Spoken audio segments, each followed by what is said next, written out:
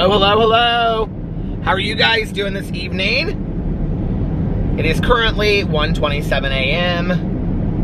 on this Thursday evening going into Friday. It is 36 degrees outside. It's very cold. There was a wind advisory earlier, and I just was sitting at the house talking to Alex. We just were talking forever, and I looked at my clock, and I was like, because I wanted to get to bed early tonight, because I've got so much stuff to do tomorrow before we leave, and I was like, it's almost 1:30, and I haven't even vlogged yet. I mean, which is, you know, typically no big deal over here, because I vlog at like 5 o'clock in the morning, but I wanted to get up somewhat early tomorrow. I didn't want that to be the case, and I want to finish Sanatorium tonight. It is so good, you guys. So the book that I picked for Peter's book club this month, which was also a book club pick of the Reese Witherspoon book club, is called Sanatorium by Sarah Pierce. You still have a week and a half to 2.5 weeks to listen to it or read it if you want to, and it is really, really, really good. It's like a really good mystery. I think when I started it, I thought it was going to be very paranormal, but it's not paranormal at all. It's just a mystery, and it's not even really like that different of a mystery or anything. I mean, it's just a mystery. It actually kind of reminds me, this is so funny, because I've been saying that, like, I don't love the Agatha Christie mysteries, and when I was a little kid I did, but it kind of reminds me of an Agatha Christie mystery a little bit. So it's about this I think I talked about it on here. It's about this sanatorium, I don't know why I cannot say that word, that closed down in like the 20s, and you don't know, like, throughout the whole book, like, I mean, I still don't know what the whole, like, mystery is around that, but then they turn it into this, like, luxury hotel, and so it's about these people that come and stay there, and then people start going missing, and there's been people that have been missing before the hotel even opened, and it's up in the Alps, like up in the Swiss Alps. It's really well done. It's really, really well done. But, like, the writing is beautiful, but, like, a lot of it, I mean, that's where writing, I think, can really, like, you know, there's a lot of famous books that I think the writing is not fantastic, but this is, like, beautifully written, and I thought I was getting away from my list, but now I feel like I'm lisping again. But, like, the ideas in this book are not, like, super original ideas. I mean, it's like they can't leave because there's an avalanche. I mean, that's not, like, a super original idea, right? And they're up in this, like, isolated area of the mountains that you can only get to by, like, one road and a helicopter. So, like, those are not original ideas. But the way that she, like, weaves it is so beautifully done. I mean, she's a true storyteller. And the characters are very interesting, too. Like, I really like reading in-depth characters. You know, even with a TV show as well, give me, like, a character that you can really get into and get interested in, and then I can, you know, fall in love with the show or the book. Actually, I was, like, looking through HBO Max and Netflix tonight to kind of, like, download some shows, and people keep on asking me if I have seen The Flight Attendant or if I read the book. I actually did read the book. I think it's by Chris Bohemian. It's the second book of his that I've read, and both of them were kind of like, I got so I can't remember what the first one was, but I got so excited about the idea. I thought the idea was, like, a really great idea for a book, but then it kind of, like, fell short, and I remember that's how I felt about The Flight Attendant. I felt like it fell short of what I wanted it to be. That was also the year that book came out, which I think is the same year as The Woman in the Window and several other books like that. Beneath Her Eyes, which they just made into a show. There's, like, it's called, like, the Untrustworthy Narrator, I think. And that was kind of the year of that, when you didn't really know. And like, I think if I remember correctly, the flight attendant has a lot to do with like alcoholism. And so did AJ Finn's The Woman in the Window. Did it have to do with that? She was like a real heavy drinker, I think, in that book. If I remember, it's been so long since I've read that book. But, and then that was on the heels of like The Girl on the Train, and, which was another fantastically written book. Paula Hawkins is fantastic. I love her books. Into the Water, I think, is the second one that she wrote, and she has a third one coming out. I Have Coffee. She's a third one coming out in like September or October. And there's the book talk for the day. Okay, there I made Starbucks coffee. Today I didn't make Starbucks. Actually, I did make Starbucks coffee. I made toasted graham cracker. I think that's what it's called. It's like my favorite K-cup Keurig coffee, but it's Starbucks brand. And then I used my little green, I love this cup for like, you know, when I'm driving around talking and stuff. Or just driving around listening to an audiobook. And then, Tony and I went to Target earlier, and I got a Diet Pepsi. So,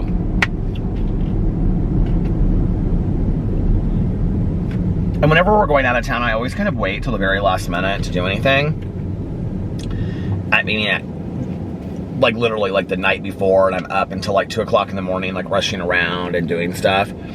And I'm probably gonna vlog early tomorrow, because I like have all of my stuff laid out, just ready to put in my suitcase. There's a couple things I need to go buy tomorrow, and then I'm ready to go. And Alex is too. We both did that tonight. So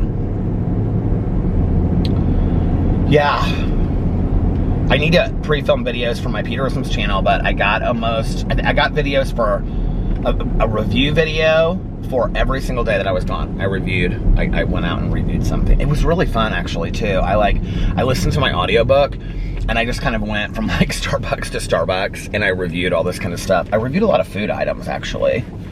Who are all these people, like, who are all these people walking on the road late at night?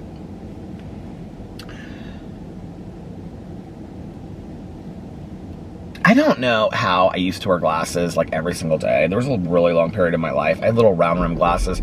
I still have them. I should like break them out and show them to you guys. They're really cute, like little Oliver People glasses. Oliver Peoples, I think is the brand. I loved these glasses. And I couldn't wear them today because my face is too fat. But back then, my face was real thin and narrow. And oh, I love these little glasses. And I wore them like, see, these glasses are like so dirty. I wore them like every day. And I don't remember them getting like really smudged and stuff. Maybe I just didn't take them off a lot or something. I don't know. Now, I will say, I don't know that I love these glasses. But I'm going to change my contacts tomorrow. That's why I was like, I'm putting on my glasses today. And so, we were just like hanging out in the house. I like took them out. And, I was like, you know what? I'm not going to put these contacts back in to go vlog. I'm just going to, I'll put a new pair in tomorrow. So, but I don't know that I love how these glasses look.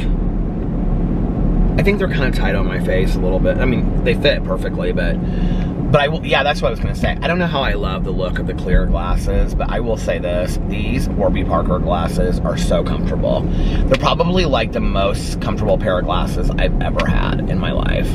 Well, except for the Caddis reading glasses.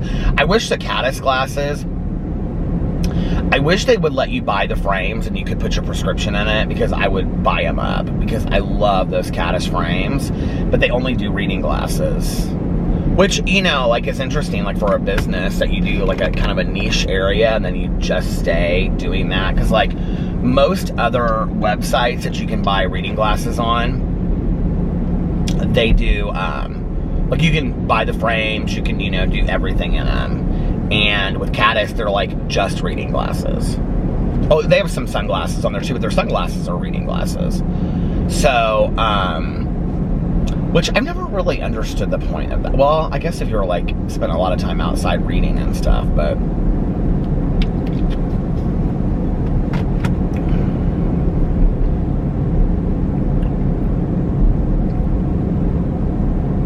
it's just still evening. There's like really nothing going on.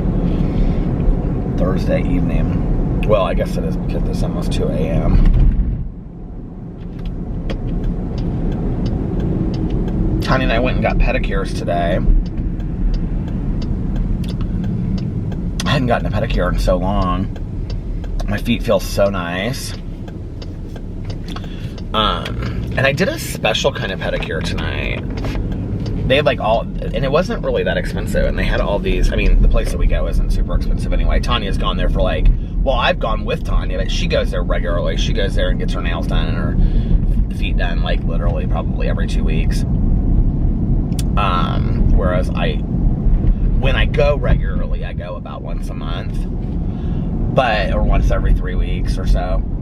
But I hadn't been in there in a while. And so Tanya like knows, you know, all the people that work there, and it's been like the same couple that own this place for like 20 years. And then when I first started hanging out with Tanya, there was another one. We've actually gone to the same location for like 23 years. Before that, it was this woman that sold it. Well, I guess she sold it to this other person that was there for like 6 weeks because she was telling us about it tonight. And then it's been this couple for like 20 years. And they're really, really nice. So we got pedicures, and I got this like, I don't even know how to explain it.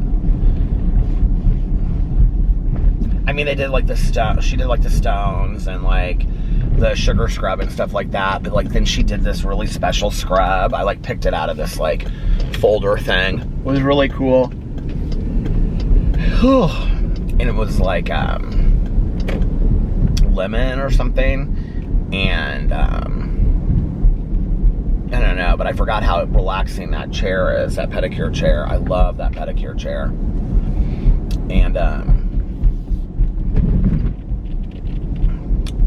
so we just kind of sat there and talked, and I went through. We have a magazine here in Indianapolis called the Indianapolis Monthly, and I like used to read it all the time. I think my dad used to always get it,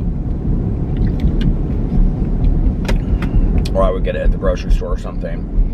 And I had not read it in so long, and so today I just sat there and I like went through it. It was so funny because one of our really, really good friends, her brother he's opened like 2 other restaurants with somebody else, but this is like he's like a chef, and this is his first restaurant that he's opened on his own. It opened actually like in the fall or winter. He'd been planning it for a while, and I like freaked out because I was like reading the magazine, and all of a sudden and I know him really well, and this is why, and his wife, and it's like one of our really good friends, like it's her brother, and I was like, oh my God, Tanya, look, because she knows her too. I mean, she wasn't in the article, but her brother was. So anyway, that was cool. And then I was reading about all these fancy houses in Indianapolis, the most unique houses in Indianapolis.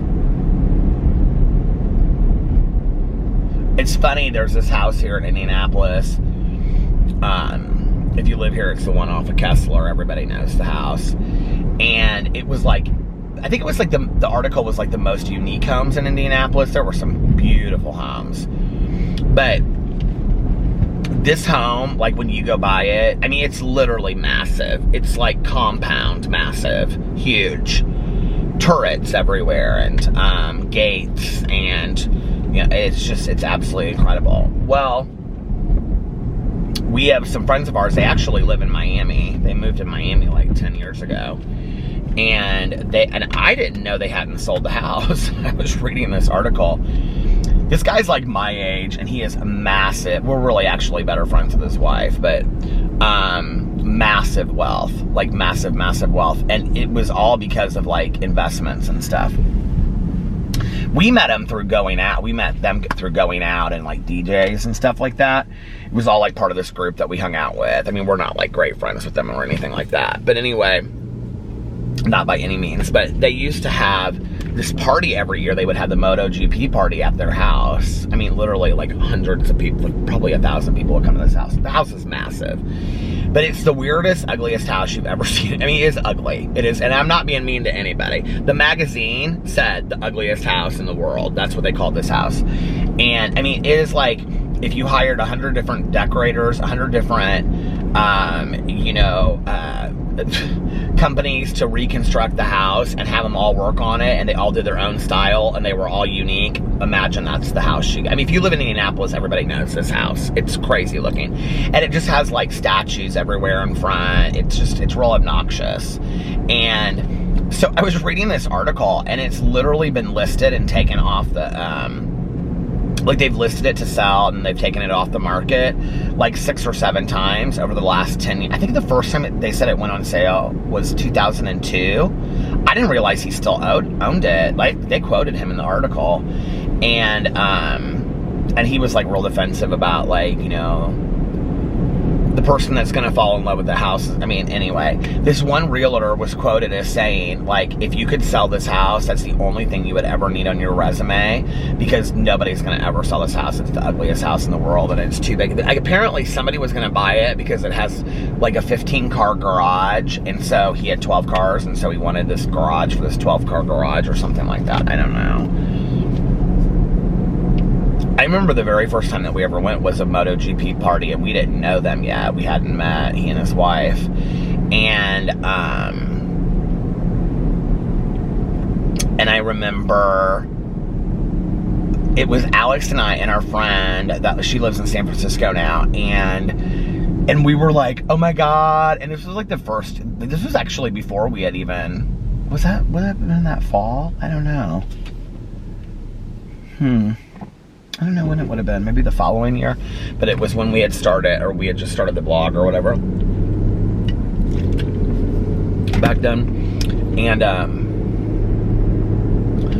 remember the three of us were like, oh my God, we were like going around to all of, like, you know, there's like all these different like hidden staircases and places that you can just stand out, and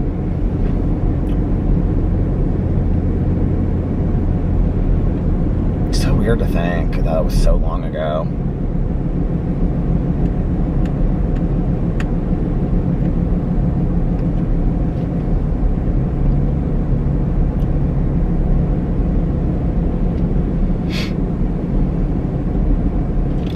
You know, back then we would go out, and I don't even really know how we got into this whole circle of friends. There was probably 30 of us that went out at that time. Mostly all couples, you know, single people in there, single guys, couple single girls. And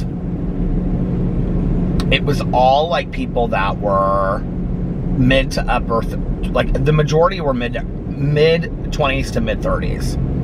And then there were a couple of us that were a lot older, probably like, well, at the time, you know, mid to late 30s. A couple of our friends were like in their 40s and 50s, a couple 50-year-olds. Maybe even like, well, this one couple is probably in their, they're probably 70 now, so probably 60 at the time. But anyway, there was a group of us that all kind of like went out, and, you know, we always did things together, a lot of couples and stuff. It's really sad how many people like that were in that group are now like separated or divorced, or, you know, they got married, we went to their weddings, they had kids, they're now broken up, they hate each other. You know, it's really sad. And, in fact, out of all of those couples that we used to hang out with, there's probably only 4 or 5 of us that are still together, which is crazy, you know.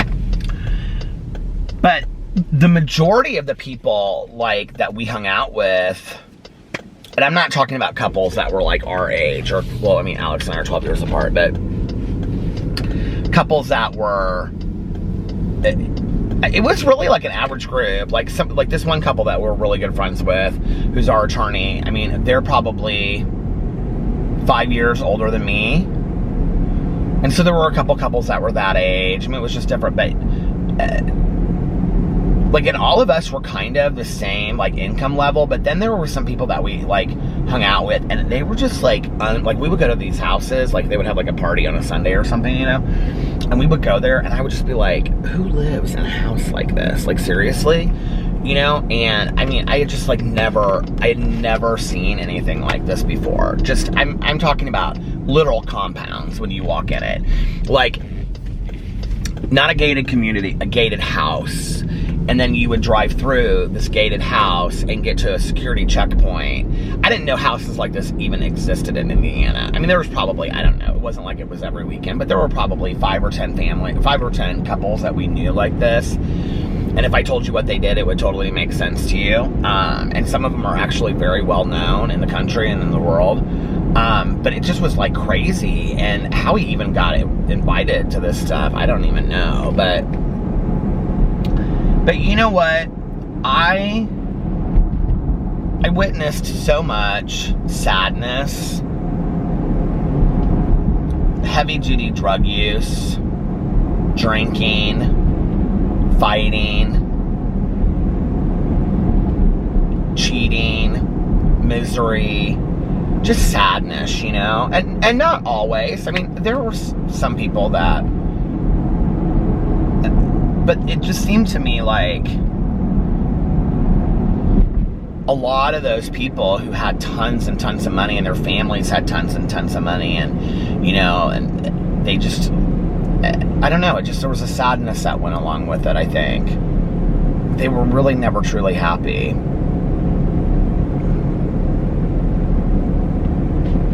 Makes me kind of sad, you know, like, I mean, don't get me wrong, I mean, some of them were very hard workers, so it's not like they were just sitting on, like, I mean, and the majority of these people were, like, older, too. They weren't, like, our age, but they were, like, I think, like, their way of still kind of, like, hanging out with people was, like, hosting these parties, you know, and then there would be, like, 5 or 6 couples that were their age, and everybody would be, like, younger. Not, like, young, but, like, you know, late 20s, early 30s kind of age. And, there's just sadness about it, you know? They never seemed really that happy to me. And I thought, here you have all this money, you can do anything that you want to do in the world, and yet you're still not happy. And I think it really goes to prove that, you know, money does not equal happiness by any means whatsoever. And, not to say that I don't believe that there are some very wealthy people out there that are super, super happy, because I'm sure that there are, right? But I would have to believe that I don't think that their happiness is any basis on their wealth, that their happiness is a basis on, you know, their mental health, their like how they feel about things. Are they working on being a better person? Are they contributing to the world? Things like that, you know? I mean, I believe that very wealthy people can be happy too. I believe that very poor people can be very happy. I think happiness isn't based on finances, you know? But I think the sad part is when maybe you don't have to work as hard as somebody, you know, 2 and 3 jobs, and, you know, planning out your whole life from job to education to job so that you can, you know, have what everybody else has. And then here are people that, like, really they've just been handed this amazing life financially, and yet they're still unhappy. I'm like, you need to buy a lot of, like, motivational books and inspirational books and use that money on some therapy and get it right, because we only have one life and there's no reason to be miserable, you know? I don't know, we don't really hang out with those people today, any of them. We'll see them every once in a while, like at brunch or something like that, but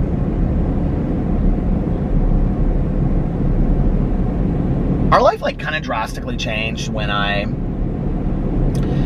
started going to meetings again, you know, because I'm gonna see if this coffee is still super hot. Hold on. I was kind of saving it for my book. It is hot. I have to leave that thing open. Isn't that such a pretty color? But our life started changing a lot when oh, that's so funny. I can taste it. It tastes like a toasted graham cracker. Like, you know, kind of s'more kind of tasting.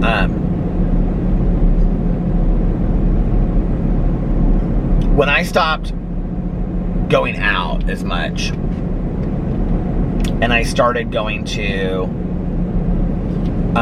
meetings more, everything kind of changed for us a little bit. I mean, we kept the same close friends that we had as some couples, but like I said, that was also a period where a lot of people were breaking up, or a lot of people weren't going out anymore. They had kind of grown out of it, you know?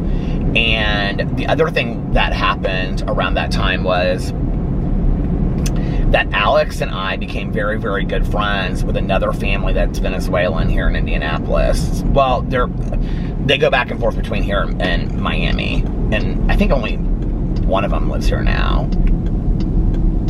And so we hung out with them a lot, because like Alex would bring his mom and grandma, like if they had like a party or something like that, you know, like a cookout or a barbecue or whatever, like, you know, Alex would bring his mom and grandma and stuff like that. And so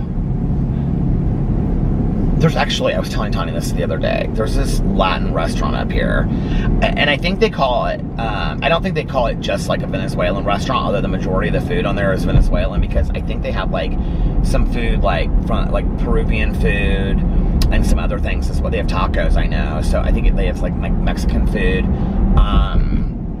but I really, really want to try it. It's called like Bay Love or something like that. It looks so good.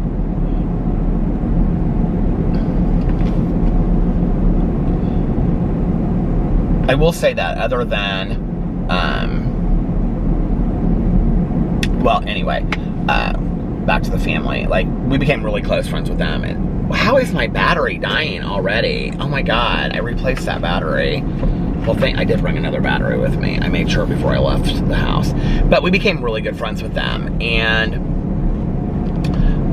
And so I would say today, you know, like Melissa and Jason are our closest couple friends that we do the most with, hands down, like dinners, stuff like that. Jason and Alex go out a lot together. So Jason and Alex are both really good friends with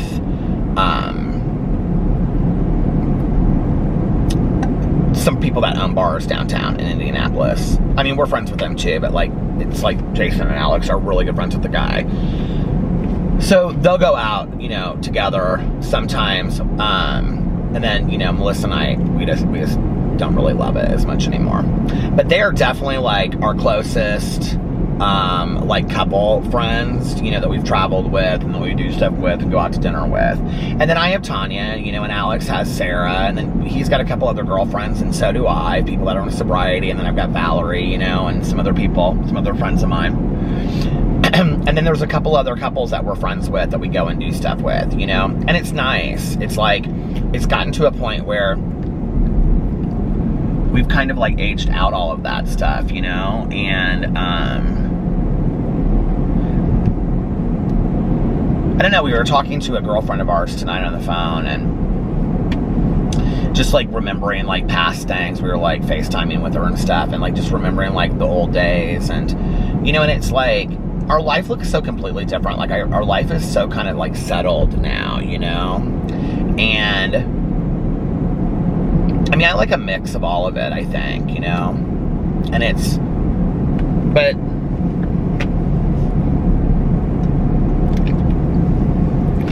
I think if I don't miss really going out. I really just don't. I'd rather listen to an audiobook or watch a movie or hang out with Tanya or something like that, you know? But I think if I was thinner, because I do think that the weight thing is part of it. I think if I was thinner, I would probably want to go out from time to time, because I'm so self-conscious, you know, and I think if I was thinner, I probably wouldn't be as much. But anyway, I don't even know how I got on all that kind of stuff. Yeah, it's weird, like, when I look back at, like, 10, 12 years ago, like, people I talked to every day on the phone, you know? People that we were, like, going to brunch with on Sundays and, you know, going out with every night, with, you know, Thursday, Friday, Saturday, Sunday. These were professional people. I mean, these were not people, these were not people that were just sitting around all day not doing things. I mean, these were people that had professional jobs, you know?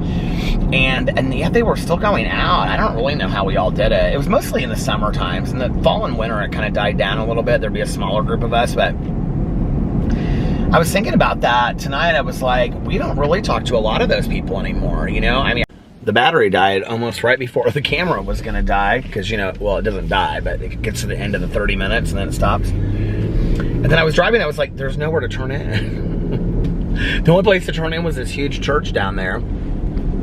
And I'm like, well, I'm not gonna go way back and come back around and turn around. So I had to pull into this little subdivision right there. Anyway, I don't even know what I was saying. I was just saying that, you know, like, I don't even really know where those people are today. Like, but yet, like, they were so important in my life at one point, or I thought they were, but I really didn't have very deep relationships with them anyway. And that was one of the things I realized, you know? And,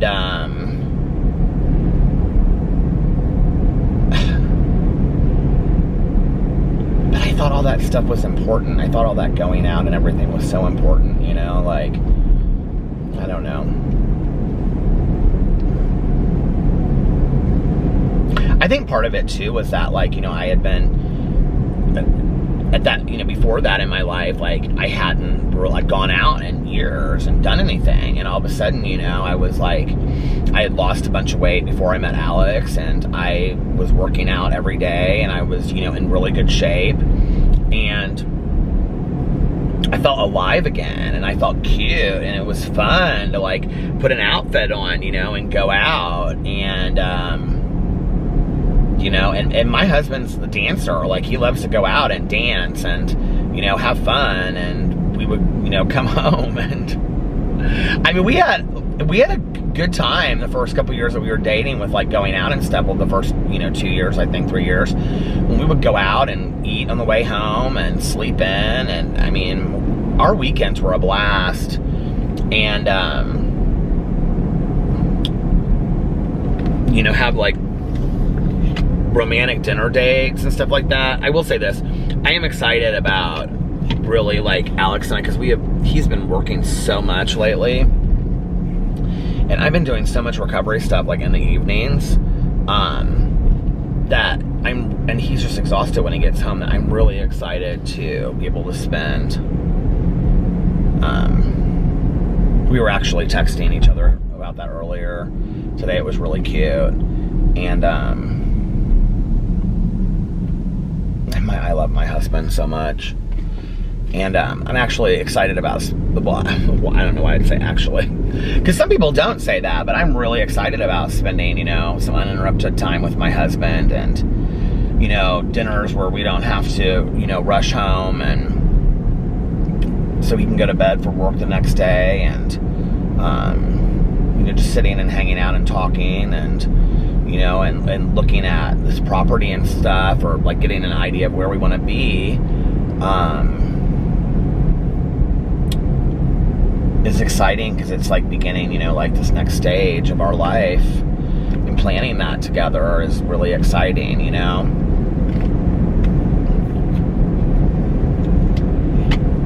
And, you know, and I think, honestly, too, the reason why it's exciting is because there was a period in my life where I didn't think we'd ever make it to a point like this. I really just didn't. I thought we would totally end in divorce. I mean, if you're in a marriage, I just want to tell you this. If you're in a marriage that is, I mean, and mind you, like, serious situations that require professional help, I'm talking about something else completely, okay? I'm talking about, like, where you're in danger in the relationship. That was not us, okay? And I want to make that very clear. There's a difference. So when I'm talking about relationships, I am not talking about those relationships. And if you are in those kind of relationships, please seek somebody else out, you know, immediately, and talk to them, because that's something completely different. But when you're in a relationship and you don't know how to have a conversation with the person that you're in a relationship with anymore, and you really have, quite frankly, fallen out of love with that person, or if you're still in love with them, you're in love with them out of obligation, or you're holding on to it because you're like, well, you're holding on to it because of what it used to be. And, you know, like, you're in a sexless marriage or relationship, and you're not intimate, you're not touching, you're not kissing. And that was actually, like, one thing I think that helped us kind of, like, stay through that.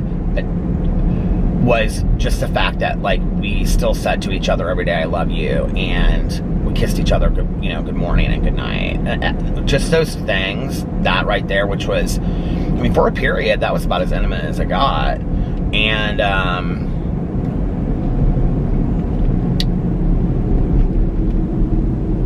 I think I was scared, I think I was like, I'm losing my marriage and I don't know what to do to fix it. And I don't know what to do, because I couldn't pinpoint what was wrong with it.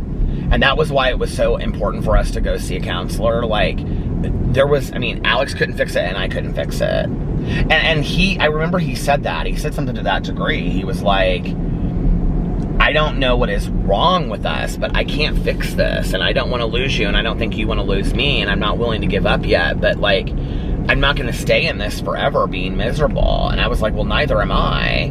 But I felt so dependent on him. I thought, God, my life's going to fall apart if I'm not with Alex. Like, who am I if I'm not with him, And I couldn't, but it wasn't good. It wasn't healthy. I wasn't happy. I mean, we argued all the time. It was, like, to the point where, like, friends of ours would be like, you guys, like, this is not that big of a deal, And, that's why, I mean, when I say that, like, marriage counseling saved our marriage and saved my life, it absolutely did. Our counselor was so fantastic. Like, he walked me through so many things and how to handle them, and really taught Alex and I how to talk. And he and I were talking about that tonight. It's like, we almost, like, never argue anymore, And, like, if we have something that, like, we want to talk to the other person about, like, we present it in a very calm manner. And even if we don't agree, we'll be like, well, I'm not sure how I feel about that right now, or can we talk about that later, or let me think about it for a little bit, And then the other person will be like, yeah, sure, like, whatever. It's like, we speak to each other in a loving way. And we have rekindled that, fire, or passionate fire. And today I can say, I love my husband with every fiber of my being. And I know that he feels the same way towards me. And I couldn't have said that. There was a time when I was like, I don't know, and I was angry and I was hurt, and we were emotionally hurting each other, I think.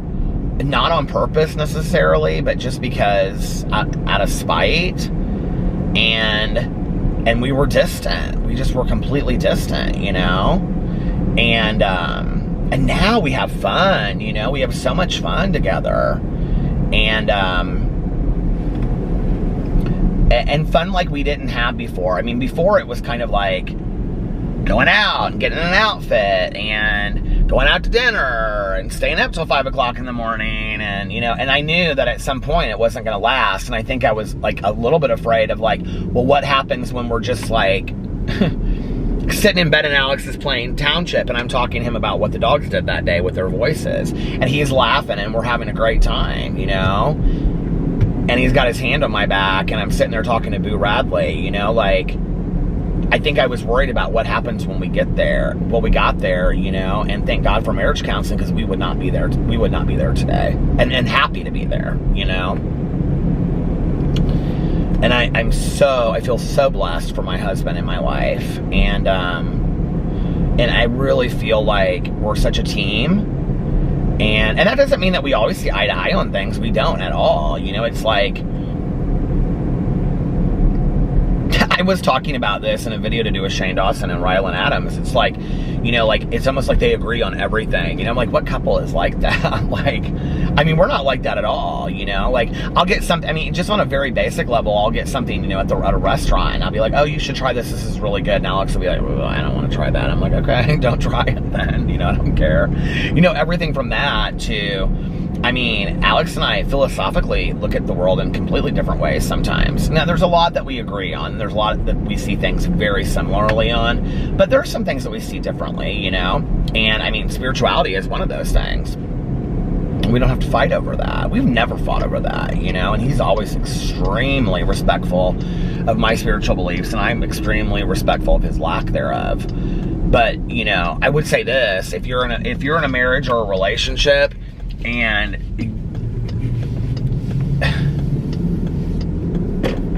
you're comfortable with it being a not physically intimate relationship.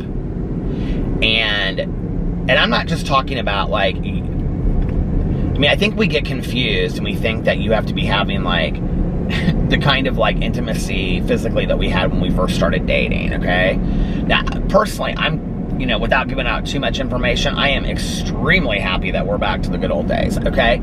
But I'm just saying, you don't have to have that. Like, I think there's this misconception in the world that you have to have like that kind of relationship, and everybody lies about how often they're doing it. And, you know, I mean, I have girlfriends of mine that are like, oh, we did it 6 times this week. I'm like, really? And you've been married 25 years? I'm like, no, ma'am, that's not happening.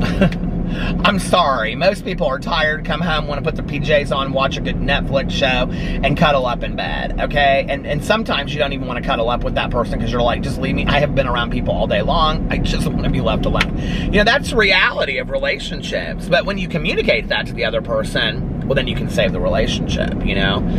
But the thing is that if you're not kissing and you're not touching and you're not holding hands and you're not being affectionate to each other intimately in some kinds of way whatsoever, because you can be physically intimate without having to like actually do the deed. But if you're not doing that, like, are you just friends with that person? Do you really not want to be with that person anymore? Like, I want to be in a relationship where I physically am attracted to my partner, and I am with my husband, you know? And I want to be in a relationship where we look at each other like, damn, you know? And there's still that fire between us, and I'm thankful for that, you know? And that doesn't mean every single day. You know, that doesn't mean that every second of every day I feel that way. I think it's normal to feel all different kinds of ways. But if you're feeling like my husband hasn't, you know, if you're thinking in your head like my husband or my wife hasn't kissed me in 3 months, and we hardly even touch each other anymore, and we're at a point where there's tension and it's uncomfortable for us to touch each other, and then you're not really sharing things with each other, you're just doing, you know, business, like my mom used to call them press reports, press conferences with each other about, well, you know, let me tell you about what the kids did today, oh, let me tell you what I did at work today, okay, see you tomorrow, I love you, good night, you know? Then it's like, and you're not really sharing a relationship, and I don't know, it's sad to me, you know? Get yourself in marriage counseling. Rekindle the passion in your relationship again. Use my Adam and Eve code, you know? I mean, whatever, there's a lot of different ways. I'll tell you one of the things that Alex and I did for each other. We've actually done it more than once, and I know it's so corny, but are those coupon books. That was something we came up on our own. We did the coupon books where you write like coupons for some, you know, do you remember when we used to call them coupons when we were growing up? But you write coupons for your partner, like this is good for 1 free massage, or 1 free foot massage, or this is good for 1 bubble bath, or, you know, this is good for 1, like, you know, romantic date night where we both dress up, or, you know, and you don't have to do things that make anybody feel uncomfortable, but just to kind of like spark the fire, you know. I actually think those are available on adamandeve.com, but I could be wrong. The other thing is, but you can find those anywhere. You can find them at Spencer's Gifts. You can find them at Barnes & Noble. You can make your own. I bought them one time, and then for Valentine's Day, and then I think I made my own first, and then bought them one time afterwards. And I think I got them at Barnes & Noble, like in the relationship section. The other thing that we did was the gratitude lists every night. Like, that was so good for us. Like, that was really, really helpful for us.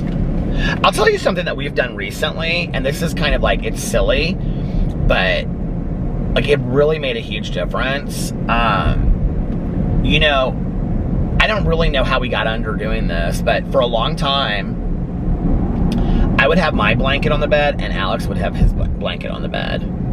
And it was just comfortable. Like, he had his like favorite like down blanket and his favorite like, or down comforter and his favorite like duvet cover, and then I had this blanket or this comforter that I had for like 20 years. You know, it's just like comfortable. We had like, I think what happened was one day we just like changed the sheets, and we didn't have like the comforters like weren't dry yet, so we just threw those on there, and then we just kind of got used to doing that. And I would even make the bed that way, so it looked like you had 2 twins pushed together sometimes, right? And I remember we were out to dinner or something. I may have talked about this on here. And we were talking to another couple that we were friends with, and they were like, I can't imagine, like, not sleeping under the same, like, comforter with each other, like, you know, getting next to each other and whatever. And I can remember for me, my immediate response, my resistance was, well, because since we had blanket here and a blanket right next to it, the dogs could, like, anywhere in the bed go underneath the blanket, and they like to go underneath the blankets. Pee-Pee really did. So I was like, well, the dogs won't be able to go underneath the... Why is it going out of focus? Come on now. I was like, the dogs won't be able to go under the blankets. They'll have to come to the foot of the bed, you know, and then, or they'll have to come to the head of the bed, you know, where we are, and then go underneath it in that way. And I was like, and they'll never figure it out, and blah, blah, blah, and it'll make me sad because they can't, I mean, and here I was putting my dogs before our marriage, you know, which is okay. Your dogs should rank up there, but they probably shouldn't be more important than your marriage, you know what I mean? Because if you don't have your marriage, who knows what's going to happen with the dogs? You'll be splitting them up or something. It'll be sad, you know? Oh my God, you guys, I looked over here in this parking lot that I always turn around in, and I was like, I cannot believe that red pickup truck is not here. And then I was like, oh my God, it is. It's right there. It's the only car in the parking lot other than these driver's ed cars over here. You guys, seriously? This red pickup truck, look at this. Every day, it just sits there. Isn't that the weirdest thing? So anyway... This is the second time today I have heard Depeche Mode, Personal Jesus. Someone to take my hand. Isn't that how it goes? Something like that. But anyway, I remember this couple said this to us, and Alex and I have been talking about getting this comforter and whatever. And then we did. And I just can't imagine now not sleeping underneath the same comforter together, which was so weird because when we went to hotel rooms, we always did it, you know?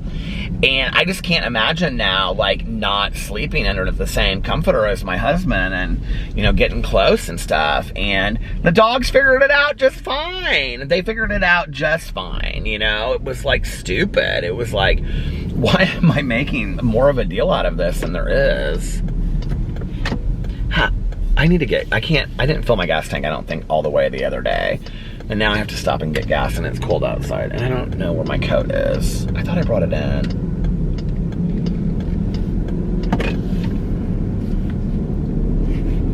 Where is my coat?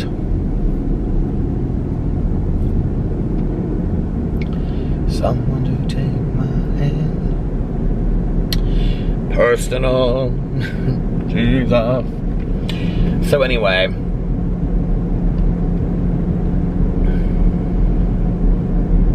see, that's another thing. You can have all the money in the entire world. Doesn't mean that you're in a good relationship. Hell, some of the greatest marriages I've ever seen and ever witnessed in my entire life were with some of the people that had the most simple lives ever and didn't, you know, have a lot, but just, you know, a little place to live, and they were so happy, you know? Eat dinner together at night and watch TV together and would do anything for each other, you know?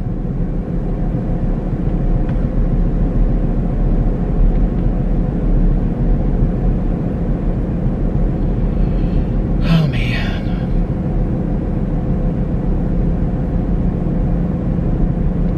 What a beautiful, pretty evening tonight. Beautiful, pretty. What a beautiful evening it is tonight.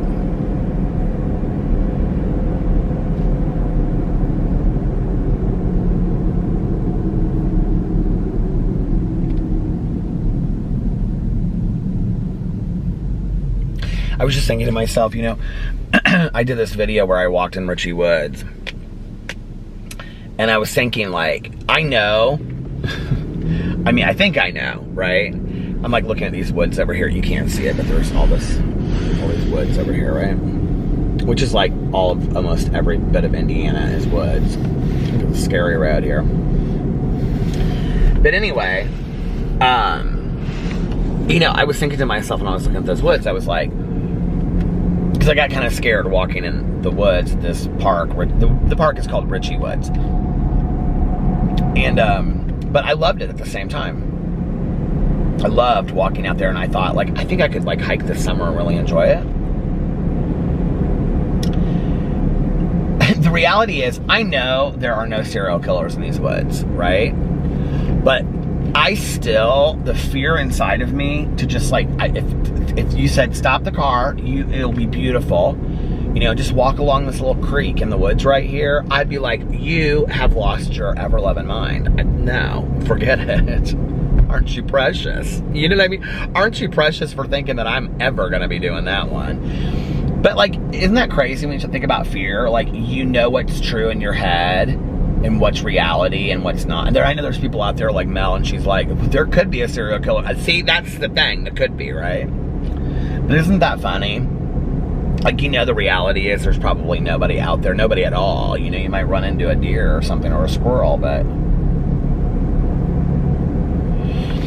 I have, for the longest time, you guys, told like these stories about deer. It's so funny, okay? Like, I have this long ongoing saga about the deer, because in Indiana there's deer everywhere, and I think they're very spiritual creatures.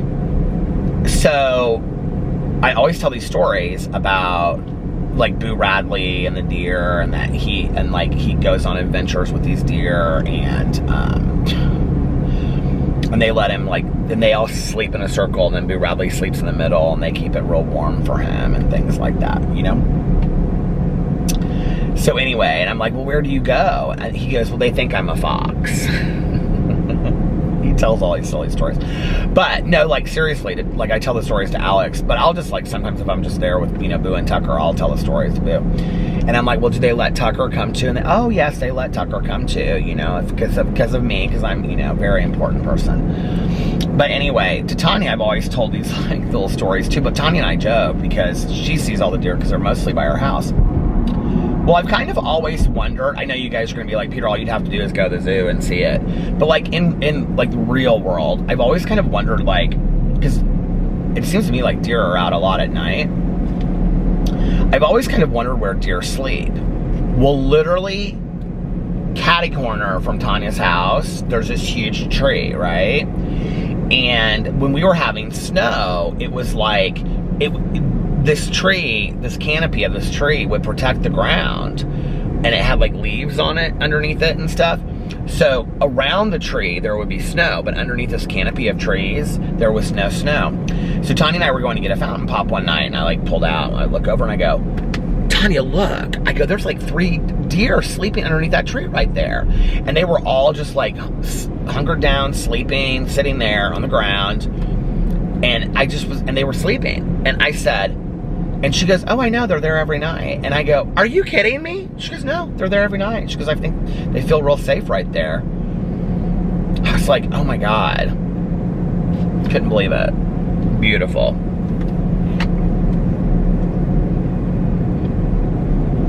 I think I'm starting to really enjoy and fall in love with nature. And I know that sounds corny, but like, I was somebody that, like, I don't know if I'm ready to go get a tent and go camping yet. I'm just saying, I don't think I'm ready for all that. But hiking, I think I would really enjoy doing. Hiking, and, you know, when I was a kid, I loved like walking in creeks. And I think I would like to do that again. It's just, you know, like walk through a creek, or, you know, splash through some like crystal clear stream water, you know.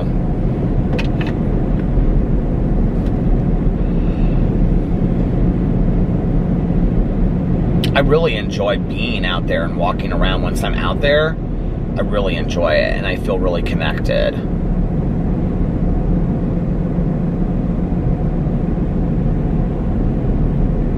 It's so funny because recently, Alex, I think I mentioned this on here, well, Tanya's been listening to this like new agey music with bells and all kinds of stuff to help her fall asleep. But Alex, I feel like this was just last week sometime, he was like, said something about, do you want to listen to like thunderstorms before we go to bed? And I was like, yeah, sure. So he like turned on the background, you know, through the Alexa, he put on thunderstorms. He was like, Alexa, play thunderstorms. And she's like, playing thunderstorms. And Alex is like, Alexa, play it on laps. Is that what it's called, on laps, which keeps on going and going and going? And so she's like, okay. So that, but anyway, so now we either do thunderstorms or the ocean. And so we've been doing this like the last 3 nights. Well, Alex programmed it now tonight. He was showing it to me. He was so proud of himself. He's programmed it so it's like, Alexa, ready to go to bed or something like that. And then she goes, okay. And she dims the lights, and then the ocean sound comes on like the perfect volume, because we have a fan too that we sleep with every night. It's like right on us. I have to have the fan on me, and Boo Radley loves it too, by the way. I have to cover Tucker up with his little crocheted blanket because he gets a little cold sometimes, I think. I don't know, but I just like, he's got so much fur, I don't think that he does get cold, but Boo Radley just sits on my chest like this, and it blows his little hairs up, and he loves that fan so much. But anyway, like last night we were laying there in bed. Well, I came home, and after listening to my audiobook and stuff, and when did I vlog last night? I vlogged early last night, didn't I? And so anyway, Alex was like, do you want to hear the ocean sounds? And I was like, yeah. And so he was like, Alexa, play the ocean. So he was like half asleep. And so it came on, and it was real loud. No, I think it was thunderstorms first, and it was like really loud. Like it literally sounded like was it oceans or I don't remember, but whatever it was really loud. And so he's like, and I knew how to turn down the volume, but I didn't want to shout. And I go, can you turn down the volume, baby? He goes, Alexa, volume 7. And then I couldn't hear it at all. And he goes, is that better? And I go, I can't hear it at all now. But he was like, I was asleep, and I was trying not to be annoying. And he goes, Alexa, volume 9 or volume 8. And then it just like went up a little bit, and I go, Alexa, volume 9. He goes, see, now you know how to do it. So now we have it set perfect. But Alex said to me tonight, he goes, we were talking about that when I was laying in bed. No, that was when I was downstairs. He was like, do you ever have conversations where you shout at each other? Not shout like that, but like you have conversations where one person is downstairs, one person's upstairs, and you're like, hey, well, we have the open loft, so it's kind of like he's just standing there, you know, but he was putting stuff together, packing stuff, but he was like, do you sleep better with it? I said, yeah, like I'm out, like a light, like I'm so out, you know, off like a dirty shirt. Didn't he say that in Pretty in Pink? I think Ducky Dale said that in Pretty in Pink. Is it Ducky Dale? I think Ducky said that in Pretty in Pink. But anyway, yeah, I sleep so much better with that. And it's cool through Alexa, because like on my phone or something, I don't want to have the light on, and I used to listen to it with headphones because I didn't want to keep Alex up. I had this whole thing where you could do like pick them, and they all hung down. Do you guys remember that? If you know what app that is, let me know, because I want that app again. But it's like they hang down from these cords, and it says like wind chimes, rain, city, sounds of city, and you can pick like 3 of them. So it's like the sound of like a rainstorm in the city with wind chimes on your front porch. And wind, I always like wind. It's like Polar Vortex. Polar Express, one of my favorite Christmas movies of life. Hot, hot, hot, hot chocolate. Anyway, what was that song at the end? It's not the end, it's like halfway through. That Josh Groban sang. Do you know what I'm talking about? I like that song. Dun dun dun dun dun dun dun dun dun dun dun dun. This best time of the year. That song. Oh, I love that song so much. All right, well, listen, you guys. You know what time it is.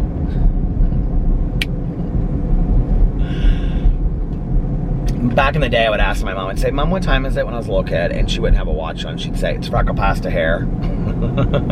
Like, Mom, you're so stupid. Anyway, because my mom didn't have freckles and she didn't have any hair in her arms, so that was a stupid response. What was the other thing that she would say about a watch if I'd ask her what time it was? Do you have the watch, or do you have the time, or something like that? And then if I said to her, Mom, I'm thirsty, she'd say, it's nice to meet you, thirsty, like I want something to drink, but I would say thirsty. Mom, I'm thirsty. And she'd say, like, I'd just kind of like, you know, slur it all together or say it all together, and she'd say, it's nice to meet you, Thursday, I'm Friday.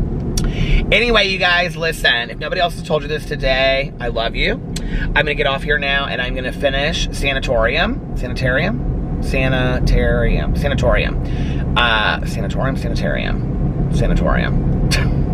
don't know. Sanatorium. I can see it in my head. I'm gonna finish Sanatorium by Sarah Pierce, which is Peter's book club pick for March. I'm gonna pick my April book because it's coming up.